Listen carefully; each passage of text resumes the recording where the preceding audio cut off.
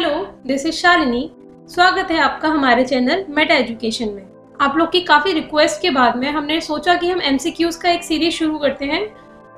ये उसका first part है। इसमें हम रिसर्च एप्टीट्यूड से रिलेटेड यानी कि शोध अभिवृत्ति से रिलेटेड प्रीवियस ईयर्स में आए हुए क्वेश्चंस को कवर करेंगे।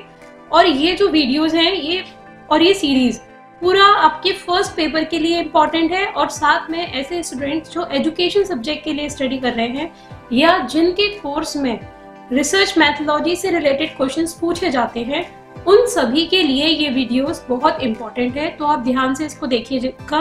रिसर्च एक इम्पॉर्टेंट एस्पेक्ट है जो कि एनटीए नेट एग्जाम में अच्छे खासे क्वेश्चंस को कवर करता है। अगर आपने ये वीडियोस देख लिए तो आपके 5 to 10 मार्क्स पक्के हैं आपके एनटीए नेट एग्जाम के पेपर में। ध्यान से समझिए, वीडियो के साथ में आंसर दीजिए या हम आपके क्वेश्चंस को लाइव जो हमारा प्रीमियर रहता है उसमें देखते रहेंगे।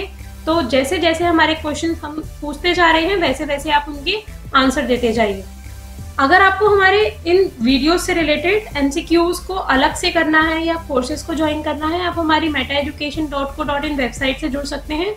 और डेली अपडेट्स के लिए आप हमारा कम्युनिटी पेज है जो फेसबुक ग्रुप और साथ में इंस्टाग्राम जो पेज है उसको भी फॉलो कर सकते हैं।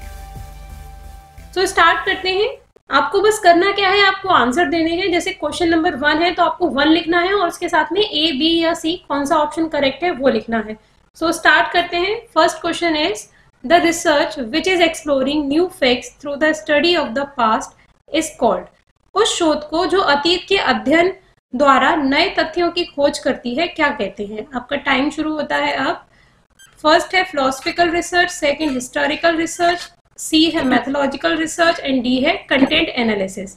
इसमें से आंसर दीजिए क्या है।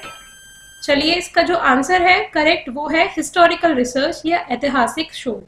देखिए, हिस्टोरिकल रिसर्च में ही ऐसा होता है जब हम हिस्ट्री या पास्ट के बारे में जो फैक्ट्स हैं उनकी स्टडी करते हैं। उसके अलावा यहाँ दिए गए किसी भी ऑप्शन में या किसी भी रिसर्च के टाइप में ये जो स्टेटमेंट है वो फिट नहीं हो रहा है। इसलिए हमारा इसका सही आंसर है बी। जिन लोगों ने सही आंसर दिया है, congratulations to them. Second is action research is क्रियानिष्ठ शोध है या इसे क्रियात्मक शोध भी कह सकते हैं। वो है क्या है ये। आपके टाइम शुरू होता है। An applied research, a research carried out to solve immediate problems, a longitudinal research, simulative research. इसमें से कौन सा ऑप्शन सही है बताइए। इसका सही आंसर होगा B, a research carried out to solve immediate problems. ऐसा शोध जिसे तत्कालिक समस्याओं को हल करने के लिए किया जाए। आप लोग में से कुछ के आंसर हो सकता है उन्होंने एन अप्लाइड रिसर्च या ए बताया हो, क्योंकि एक्शन रिसर्च एक अप्लाइड रिसर्च का पार्ट है या अप्लाइड रिसर्च जैसी है। पर ये जो क्वेश्चन है इनमें से हमें एक आंसर देना है, तो इसका जो मोस्ट रिलेवेंट आंसर है इन ऑप्शन में से वो होगा कि एक्शन रिसर्च एक ऐसी रिसर्च है जो इमीडिएट प्रॉब्लम्स को सॉल्व कर सके। इसलिए इसका जो बी ऑप्शन है वो सही है। आई होप आप लोग के आंसर सही गए होंगे। आप इस वीडियो के साथ साथ ही हमें आंसर देते चलिए कमेंट बॉक्स में कमेंट करके, जिससे आपकी खुद की प्रिपरेशन भी हो और हमें भी पता चले कि आप लोग की तैयारी कैसी चल रही है। Third is the process not needed in experimental research is. यहाँ देखिए नॉट पे हाईलाइट किया गया है। प्रयोगात्मक शोधों में यानी कि एक्सपेरिमेंटल रिसर्च में किस प्रक्रिया की आवश्यकता नहीं होती। आपका टाइम शुरू हो गया। फर्स्ट है ऑब्जर्वेशन, सेकंड है manipulation, third controlling and fourth है कंटेंट एनालिसिस। जल्दी आंसर दीजिए। अवलोकन, जोड़ तोड़, नियंत्रण या विषय विश्लेषण। इसका सही आंसर है डी, कंटेंट एनालिसिस। देखिए, किसी भी रिसर्च में जब हम एक्सपेरिमेंटल रिसर्च की बात कर रहे हैं, आपको ऑब्जर्वेशन करना होता है। एक्सपेरिमेंटल रिसर्च में आपको मैनिपुलेशन करना होता है वेरिएबल्स के साथ में, जैसे एक कंट्रोल ग्रुप लिया, एक एक्सपेरिमेंटल ग्रुप लिया, और साथ में सी ऑप्शन जो है नियंत्रण या कंट्रोलिंग भी करनी होती है। आपको कुछ वेरिएबल्स को कंट्रोल करके भी रखना होता है, तभी जाके आप जो फाइनल इफेक्ट है किसी पर्टिकुलर वेरिएबल का डिपेंडेंट वेरिएबल पर इफेक्ट आप देख पाते हैं। तो ये तीनों ऑप्शन ए, सी और बी तो हो ही नहीं सकते थे। इसलिए जो नॉट नीडेड है एक्सपेरिमेंटल रिसर्च में वो है कंटेंट एनालिसिस या विषय विश्लेषण। अब हम कंटेंट एनालिसिस को भी आपको बता दें, जब भी हम किसी सब्जेक्ट का कंटेंट प्रिपरेशन कर रहे होते हैं या कोई हम ड्राफ्ट कोई टूल बना रहे होते हैं, तब हमें उसमें जो कंटेंट रखना है उसके लिए एनालिसिस की जाती है कि क्या इसमें विषय वस्तु होनी चाहिए, तब हम कंटेंट एनालिसिस करते हैं। ये एक पार्ट हो सकता है एक्सपेरिमेंटल रिसर्च का, बट नीडेड नहीं है, मतलब ज़रूरी नहीं है कि आप एक एक्सपेरिमेंटल रिसर्च में कंटेंट एनालिसिस करेंगे ही करेंगे। इसलिए इसका करेक्ट ऑप्शन है डी। आई होप आप लोग के आंसर सही जा रहे होंगे। चलिए नेक्स्ट क्वेश्चन देखते हैं। क्वेश्चन नंबर 4, आप तुरंत आंसर दीजिएगा जैसे ही आपको इसके आंसर समझ में आए। An investigator studied the census data for a given area and prepared a write-up based on them. Such a write-up is called. एक शोधकर्ता ने जनगणना आंकड़ों को पढ़ा तथा किसी क्षेत्र में लेख तैयार किया। इस प्रकार के लेख को क्या कहेंगे? आपका टाइम शुरू होता है। रिसर्च पेपर, आर्टिकल, थीसिस या रिसर्च रिपोर्ट। शोध प्रपत्र बोलेंगे, लेख बोलेंगे, शोध प्रबंधन कहेंगे या शोध रिपोर्ट कहेंगे। आंसर दीजिए जल्दी से। यस, इसका आंसर है ऑप्शन नंबर बी, आर्टिकल या लेख। देखिए ये एक रिसर्च पेपर नहीं है, क्योंकि जो रिसर्चर है या जो भी इन्वेस्टिगेटर है उसने कोई रिसर्च नहीं की है कहीं से भी। तो ये ना तो थीसिस है, क्योंकि थीसिस लॉन्ग ड्यूरेशन की होती है। रिसर्च पेपर कोई रिसर्च बेस्ड होता है। सेम रिसर्च रिपोर्ट होती है जो कि रिसर्च बेस्ड होती है। उसने बस जो डेटा था सेंसस में से उसको पढ़ा, स्टडी किया और अपना कुछ भी राइटअप बना दिया। तो ये एक आर्टिकल कहलाएगा, उसके अलावा और कुछ नहीं कहलाएगा। आई होप आपको डाउट भी क्लियर हो गया होगा। इसलिए इसका सही आंसर है option B. Question number 5, which of the following is least important for any action research?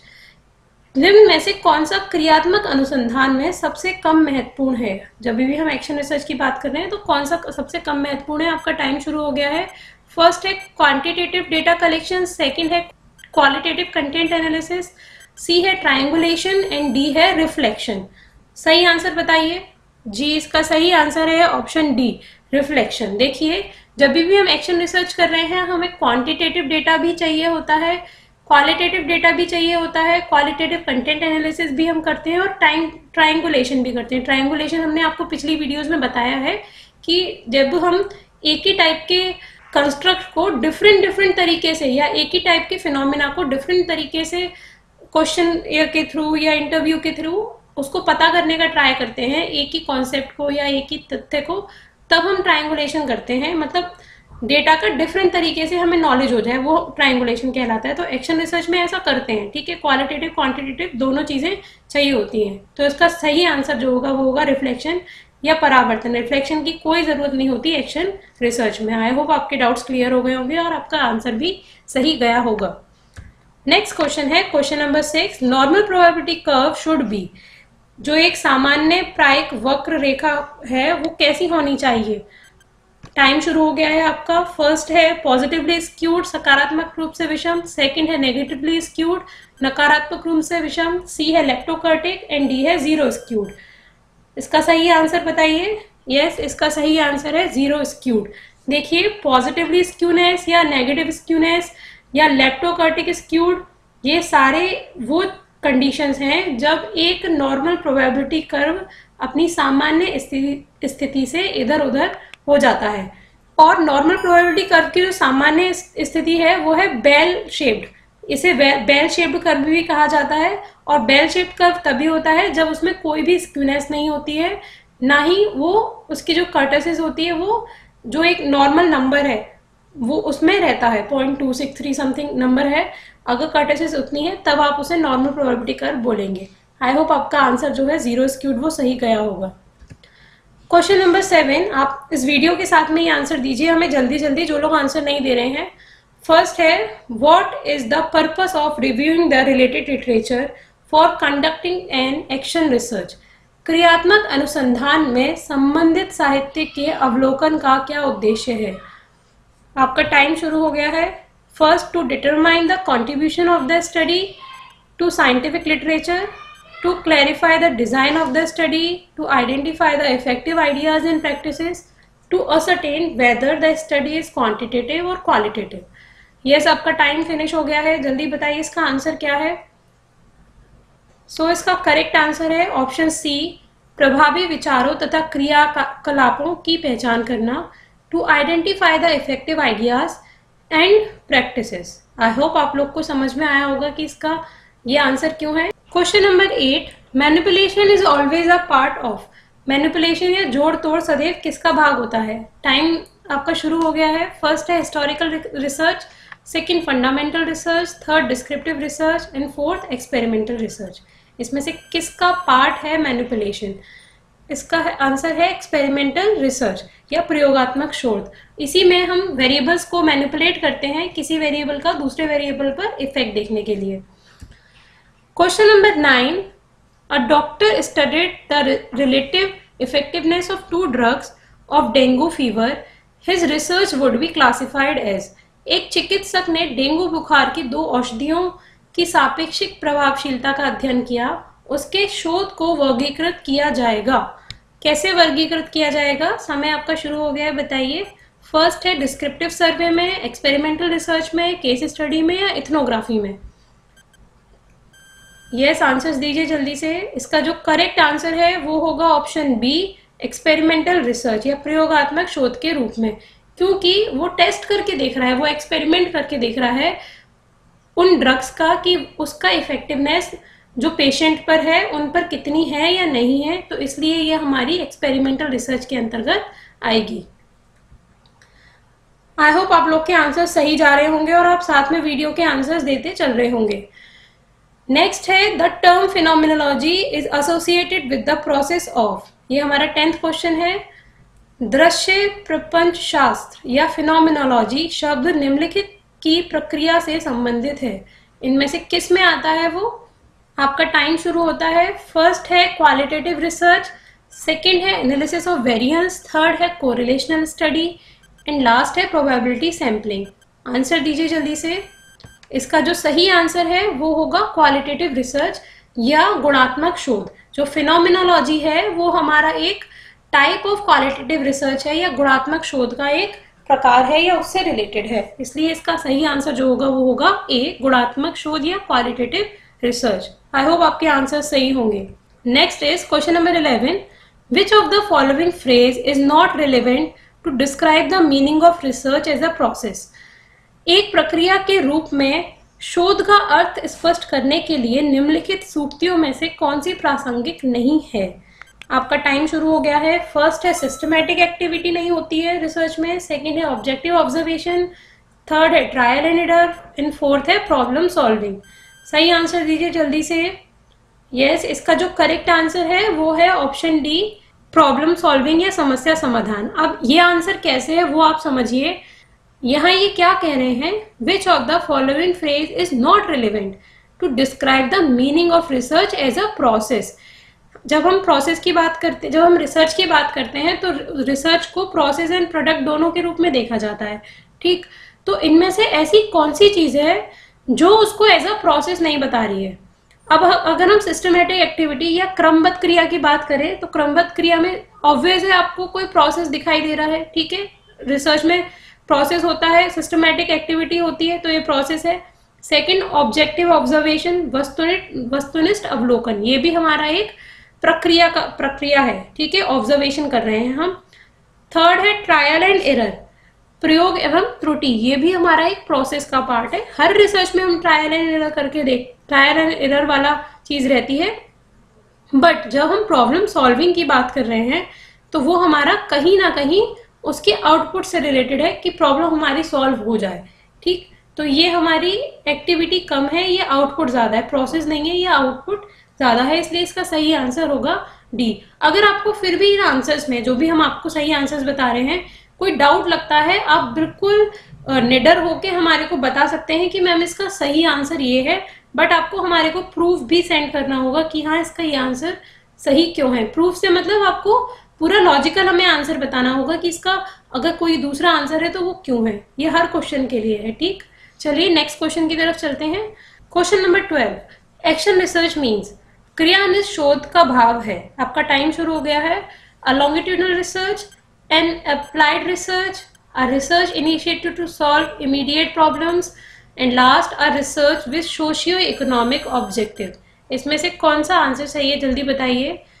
इसका सही आंसर है ऑप्शन सी, यानी कि a research initiated to solve an immediate problem. क्रियात्मक शोध ऐसा शोध है जिसे किसी जरूरी समस्या के समाधान के लिए प्रारंभ किया गया हो।